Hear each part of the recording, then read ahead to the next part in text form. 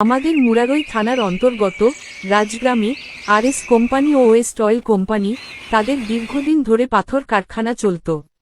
তাতে এলাকার মানুষজন খুব সুখে দিন কাটাত। তার মধ্যে ছিল আমাদের সন্তোষপুর, গোপালপুর, বনরামপুর, শ্রীরামপুর, হরিণডুবা, আশকাধা এসব এলাকার মানুষ এই কারখানায় কাজ করত। কিন্তু এখন হঠাৎ করে সবাই কর্মহীন হয়ে গেছে। কারণ পাথর কারখানা প্রায় গত 6 মাস থেকে বন্ধ। তাতে নিম্ন জাতের মানুষ ও মধ্যবিত্ত ঘরের মানুষদের একমুঠো খাবারের জোগাড় হয় না। তাতে রাজগ্রাম পঞ্চায়েত, গোরসা, মহিরাপুর পঞ্চায়েতের মানুষ এই কারখানার উপর নির্ভরশীল ছিল। পশ্চিমবঙ্গে কাম না থাকার কারণে সবাই বাইরের শহরে চলে যাচ্ছে একমুঠো খাবারের সন্ধানে। যদি কারখানা পুনরায় চালু করা হয় তাহলে পুনরায় আবার মানুষ আগের জায়গায় ফিরে আসবে। তাই উপর মহলের কাছে আমার বিনীত নিবেদন, যাতে কারখানা পুনরায় চালু করা হয়।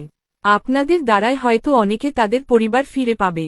আমার সামর্থ্য থাকলে আমি হয়তো আপনাদের পাশে থাকতাম, কিন্তু আমি শুধু আপনাদের হয়ে ওপর মহলের কাছে আহ্বান করতে পারি। আমি জানতে পারলাম তাই এই ভিডিওটা করতে বাধ্য হলাম, যাতে উপর মহলের কাছে ভিডিওটা পৌঁছে যায়। আমি আশা করি তিনারা খুব জলদি কোনো পদক্ষেপ নেবে। গ্রামে গঞ্জে কাম না থাকায় মানুষ দিন দিন পাগলের মতো হয়ে যাচ্ছে।